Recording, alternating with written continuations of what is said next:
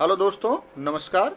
मैं एस.सी. शुक्ला और आप लोग देख रहे हैं इकोनॉमिक्स विद शुक्ला सर। आज हम लोग एक बहुत ही महत्वपूर्ण टॉपिक पर चर्चा करने जा रहे हैं और आज का टॉपिक है, कुछ हम मल्टीपल चॉइस क्वेश्चंस लेकर के उपस्थित हुए हैं जो कि गरीबी पर, पॉवर्टी पर है। अति महत्वपूर्ण प्रश्न है और आप लोग इसे एंजॉय जरूर करेंगे, ऐसा मेरा पूर्ण विश्वास है। तो चलिए दोस्तों, शुरू करते हैं। पहला क्वेश्चन है, MPCE stands for.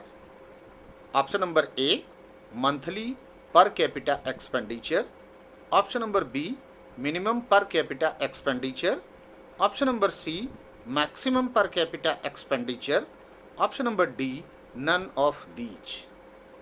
So dear friends, let's see what is the right answer. Right answer of this question is monthly per capita expenditure. So इसका right answer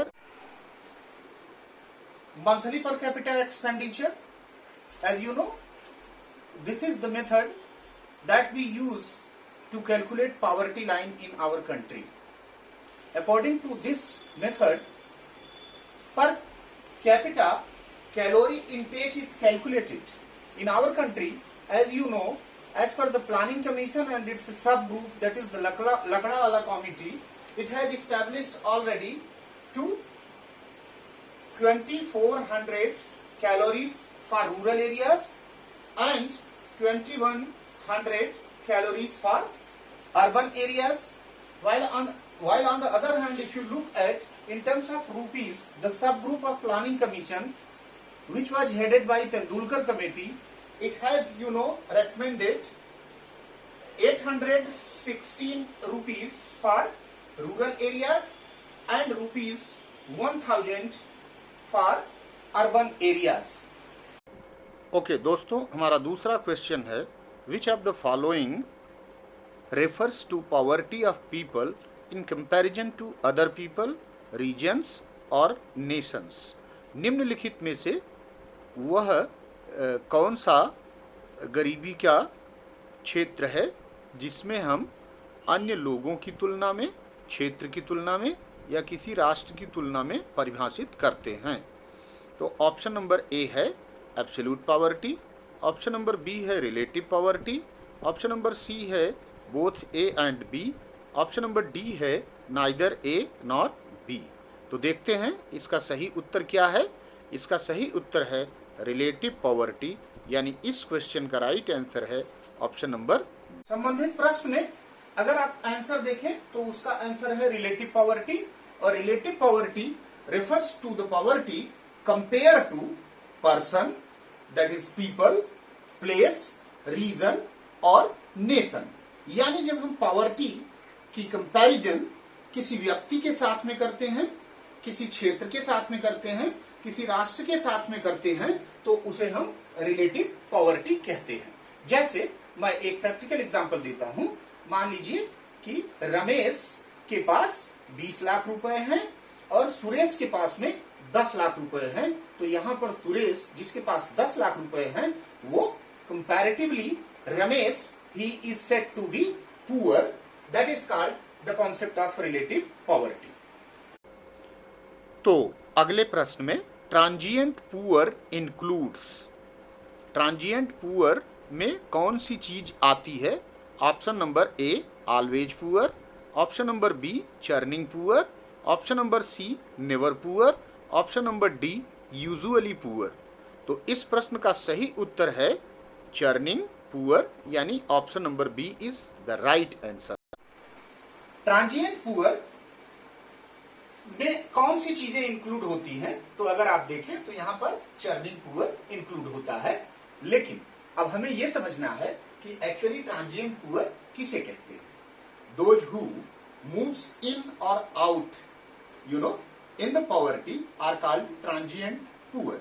यानी कि वो ऐसे लोग जो पॉवर्टी लाइन के अंदर या बाहर बार बार होते रहते हैं। अगर आप एग्जाम्पल लें तो स्मॉल फार्मर्स, समटाइम्स जब उनके पास पैसे आ जाते हैं अपनी एग्रीकल्चरल प्रोड्यूस को सेल आउट करने के बाद, तो वो पॉवर्टी लाइन से बाहर निकले हुए प्रतीत होते हैं, या महीने 2 महीने के लिए वो निकल ही जाते हैं। लेकिन जैसे ही वो सीजन ऑफ होता है तो वो फिर से पॉवर्टी लाइन के नीचे चले जाते हैं, तो that is called transient poor. And here as far as churning poors are concerned, they actually remain poor for ever and almost they are poor. Actually usually they are poor, ये हमेशा poor ही रहते हैं। तो transient poor में वो part जो या तो पुअर है या सामान्यतया पुअर है, उसे हम चर्निंग पुअर कहते हैं। In which year national food for work program was launched? किस वर्ष national food for work program शुरू किया गया? ऑप्शंस ये हैं। Option number A 2008, option number B 1999, option number C 2004, option number D 2010। तो देखते हैं दोस्तों, इस प्रश्न का सही उत्तर ऑप्शन नंबर सी यानी 2004 होगा। दोस्तों, national food for work programme actually was initiated by the central government in the year of 2004। जरा इसके बारे में समझते हैं कि ये national food for work programme वास्तव में क्यों शुरू किया गया। पहले कैश में जो हमारे लेबरर्स थे उनको कैश में पेमेंट किया जाता था, लेकिन समस्याएं, हमारा देश आप जानते हैं कि बहुत विविधताओं वाला देश है, यहाँ पर बहुत सारी प्रॉब्लम्स एक साथ में आ जाती हैं। तो ये लेबर्स जो थे ये पैसे ले जा करके घर पर न दे करके, बल्कि रास्ते में ही शराब के ठेके की दुकानों पर रुक करके शराब पी जाते थे और वहां पर परिवार को बहुत सफर करना पड़ता था। इसलिए गवर्नमेंट ऑफ इंडिया ने सोचा क्यों न हम एक ऐसा कार्यक्रम चलाएं जिससे उनको पैसे की जगह फूड दिया जाए और वो घर तक पहुंचे, जिससे उनके बीवी बच्चे उसे खा सके और वो उनसे मतलब लाभ उनको मिल सके और उसका वो लाभ उठा सके। तो इसलिए अगर आप देखें तो national food for work programme एक माइलस्टोन प्रोग्राम रहा हमारे सोशल सेक्टर में, गरीबों को एम्पावर्ड करने के लिए, उनको जो मिनिमम रिक्वायरमेंट है उनकी फूड की उसको अवेल कराने के लिए। When was national social assistance programme initiated? National social assistance programme की शुरुआत कब हुई? आपका ऑप्शन रहा ये। ऑप्शन ए है 15 अगस्त 1996, ऑप्शन बी 15 अगस्त 1998, ऑप्शन नंबर सी है 15 अगस्त 1997 और ऑप्शन डी है 15 अगस्त 1995। इसका राइट आंसर है फ्रेंड्स 15 अगस्त 1997। सो इस तरह से इसका ऑप्शन नंबर सी सही। National social assistance programme was initiated on 15 अगस्त 1997। इसका मेन ऑब्जेक्टिव था डिफरेंट काइंड के जो सोशल सिक्योरिटी स्कीम्स चल रहे थे उनको एक साथ ले आकर के नेशनल सोशल असिस्टेंस प्रोग्राम का नाम दे दिया गया। और इसका मुख्य उद्देश्य था उन लोगों को जो पॉवर्टी लाइन के नीचे रह रहे थे उनको सुविधाएं मुहैया कराना और कई तरह से उनको या उनकी स्थिति को मजबूत करना। Which of the following program initiated by the government to improve food and nutritional level of poor?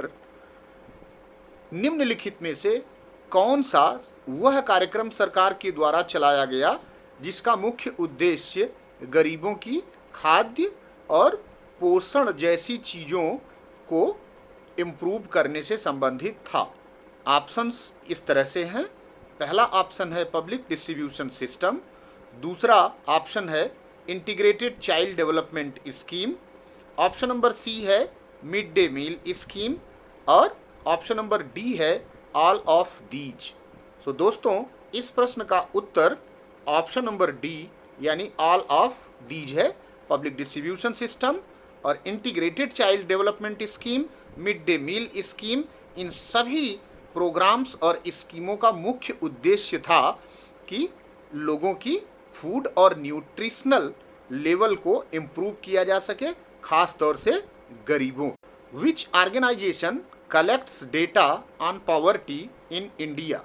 निम्नलिखित में से कौन सा संगठन गरीबी पर डेटा कलेक्शन का काम करता है? आपके ऑप्शंस हैं ए NSSO, बी है SJSRY, सी है MG नरेगा और डी है नन ऑफ दीज। तो देखते हैं दोस्तों इसका सही उत्तर क्या है। इसका सही उत्तर है option number A, that is NSSO। NSSO stands for national sample survey organisation. और जहाँ तक ऑप्शन नंबर बी की बात है तो SJSRY संपूर्ण जवाहर शहरी रोजगार योजना, ये भी इससे संबंधित नहीं है। MG NREGA, Mahatma Gandhi national rural employment guarantee act, ये भी इस बात से संबंधित नहीं है। तो ये तीनों आपके आंसर नहीं होंगे। आपका आंसर ए बिल्कुल करेक्ट आंसर है। Dear friends, NSSO actually stands for national sample survey organisation. इसका काम होता है पॉवर्टी से रिलेटेड हिंदुस्तान के सारे डेटा को कलेक्ट करना, या स्टैटिस्टिकल डिपार्टमेंट और जिन डेटा को कलेक्ट करने के लिए इनको ऑथराइज करता है उस डेटा को NSSO कलेक्ट करता है और उसको कलेक्ट करके पब्लिश करना, ये इनका मुख्य काम होता है। Self employment programme includes. Self employment programme कौन कौन सी चीज़ों को अपने में शामिल करता है? आपके option A prime minister Rozgar Yojana, option number B संपूर्ण Grameen Rozgar Yojana, option number C national social assistance programme, option number D national food for work programme. तो इस प्रश्न का सही उत्तर है प्राइम मिनिस्टर रोजगार योजना, यानी option number A. Self employment programme में PMRY आता है। PMRY stands for prime minister Rozgar योजना।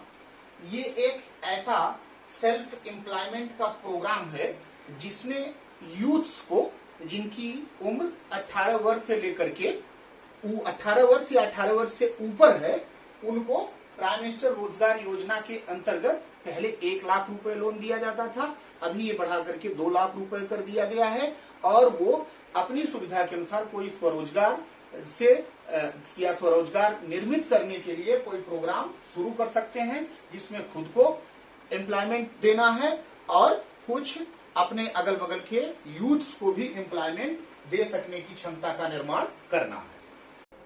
The earlier food for work programme has now been converted into. पहले का जो फूड फॉर वर्क प्रोग्राम था अब उसे किस में बदल दिया गया है? आपके ऑप्शंस हैं इस तरह से: intensive area development programme, option B integrated rural development programme, option number C Mahatma Gandhi national rural employment programme, और ऑप्शन नंबर डी है मिनिमम नीड्स प्रोग्राम। तो दोस्तों देखते हैं इसका सही आंसर क्या है। इसका सही आंसर आपका ऑप्शन नंबर सी होगा, यानी Mahatma Gandhi national rural employment. Dear friends, food for work program को अब MG नरेगा यानी Mahatma Gandhi national rural employment guarantee program में यानी एक्ट में कन्वर्ट कर दिया गया है and this act came into being in 2005। इसका मेन ऑब्जेक्टिव है कि जो रूरल एरिया में रहने वाले गरीबी रेखा से नीचे के लोग हैं उनको एक निश्चित दिनों तक रोजगार उपलब्ध कराया जाए।